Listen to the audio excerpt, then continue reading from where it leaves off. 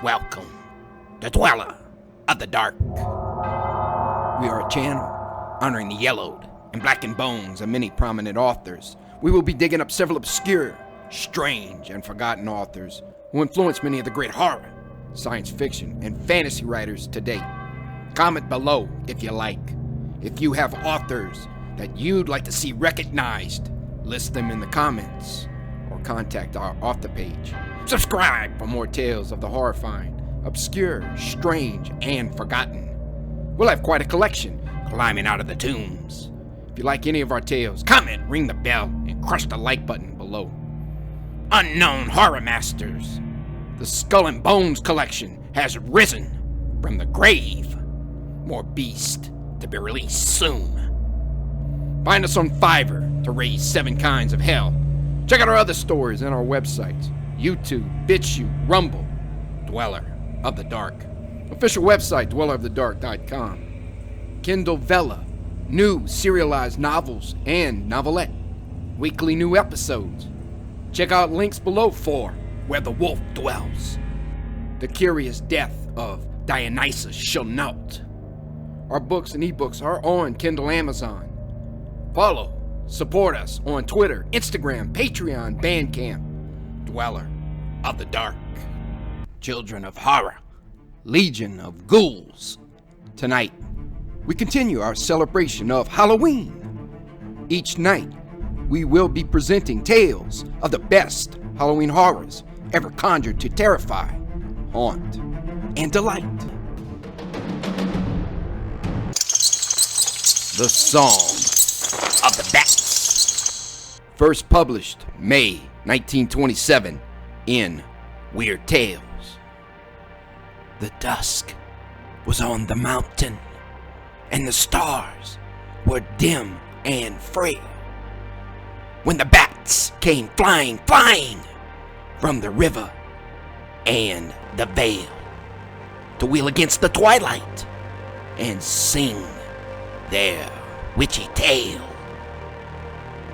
We were kings of old, they chanted, rulers of a world enchanted.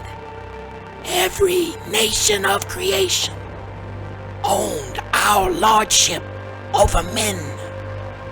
Diadems of power crowned us.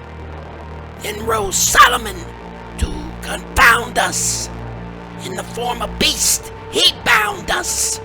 So our rule was broken then. Whirling, wheeling into westward, fled they in their phantom flight. Was it but a wing-beat music murmured through the star-gemmed night, or the singing of a ghost clan whispering of forgotten might? Solomon Kane's Homecoming. First published in Fanciful Tales, Fall 1936. The white gulls wheeled above the cliffs. The air was slashed with foam. The long tides moaned along the strand. When Solomon came home. He walked in silence, strange and dazed, through the little Devon town. His gaze, like a ghost, come back to life, roamed up the streets and down. The people followed wonderingly to mark his spectral stare, and in the tavern silently they thronged about him there. He heard, as a man hears in a dream, the worn old rafters creak, and Solomon lifted his drinking jack and spoke as a ghost might speak. There sat Sir Richard Grenville once, in smoke and flame he passed, and we were 1 to 53, but we gave them blast for blast. From crimson dawn to crimson dawn, we held the dawns at bay. The dead lay littered on our decks, our masts were shot away. We beat them back with broken blades, till crimson ran the tide. Death thundered in the cannon smoke when Richard Grenville died. We should have blown her hull apart and sunk beneath the main. The people saw upon his wrist the scars of the rats of Spain. Where is Bess? Said Solomon Kane. Woe that I caused her tears. In the quiet churchyard by the sea, she has slept these 7 years.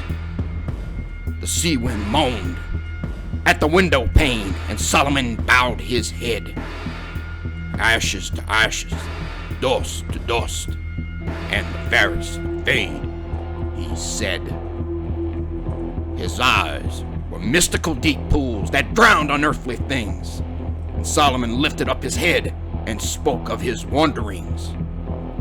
Mine eyes have looked on sorcery in dark and naked lands, horror born of the jungle gloom and death on the pathless sands. And I have known a deathless queen in a city old as death, with towering pyramids of skulls her glory witnessed. Her kiss was like an adder's fang, with the sweetness Lilith had, and her red-eyed vassals howled for blood in that city of the mud. And I have slain a vampire shape that sucked a black king white, and I have roamed through grisly hills where dead men walked at night, and I have seen heads fall like fruit in a slaver's barracoon, and I have seen winged demons fly all naked in the moon. My feet are weary of wandering, and age comes on apace. I fain would dwell in Devon now, forever in my place.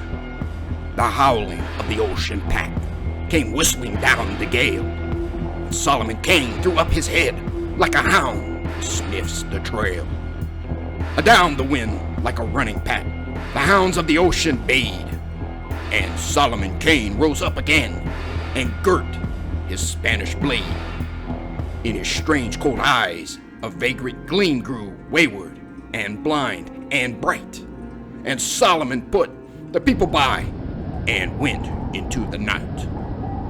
A wild moon rode the wild white clouds, the waves in white crest flowed, when Solomon Kane went forth again, and no man knew his road. They glimpsed him etched against the moon, where clouds on hilltop thinned.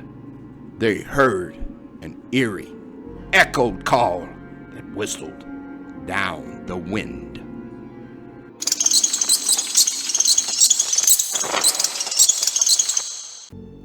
Song at Midnight. First published in the Fantagraph, August 1940. I heard an old gibbet that crowned a bare hill, creaking a song in the midnight chill.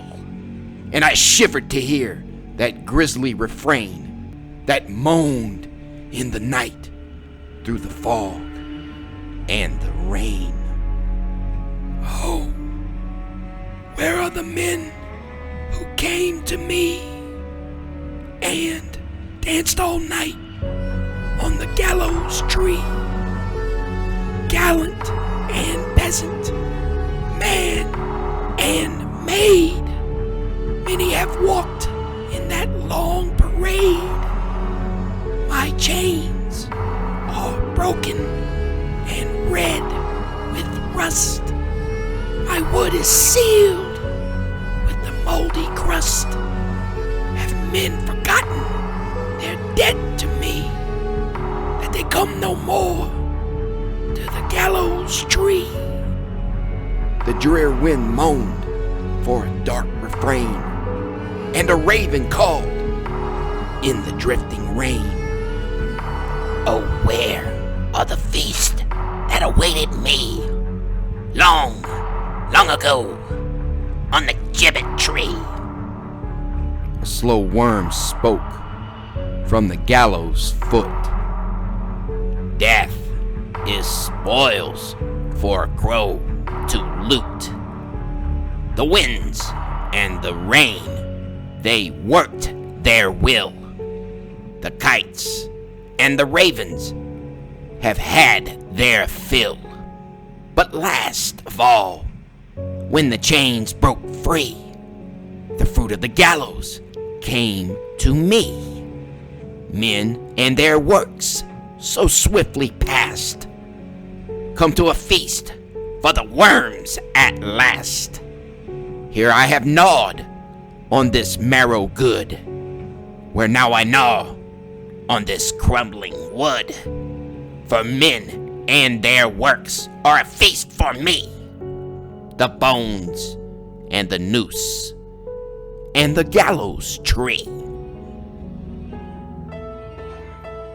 The Fear That Follows by Robert E. Howard.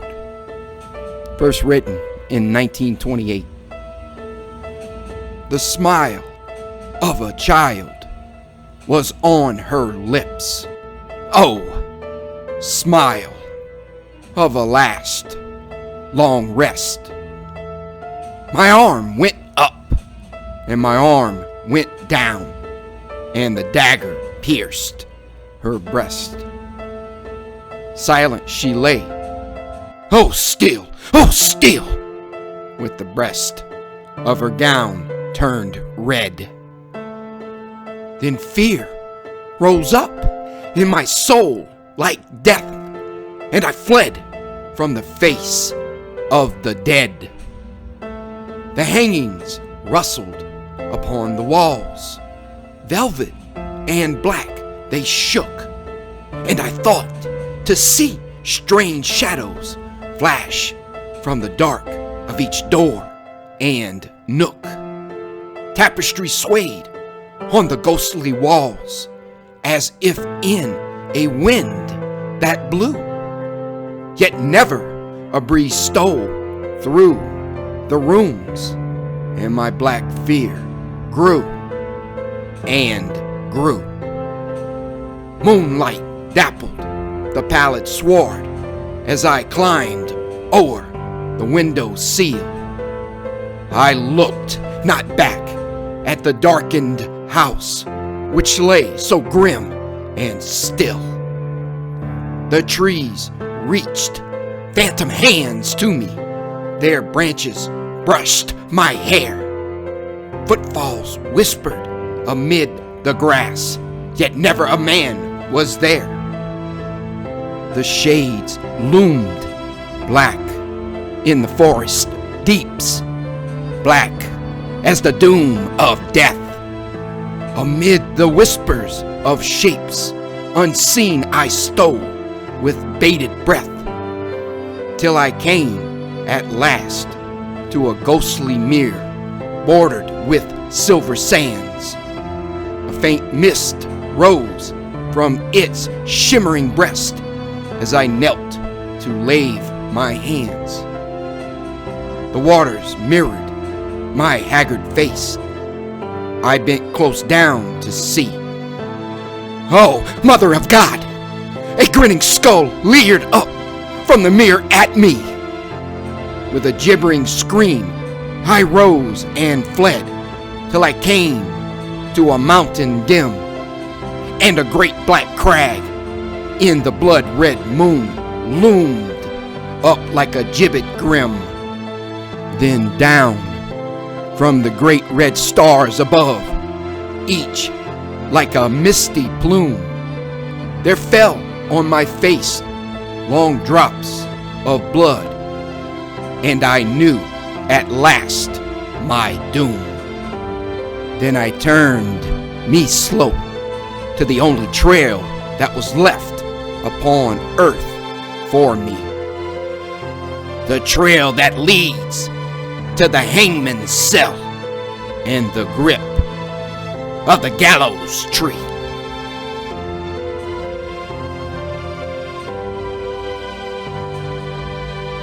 Thank you for listening. Have a great night.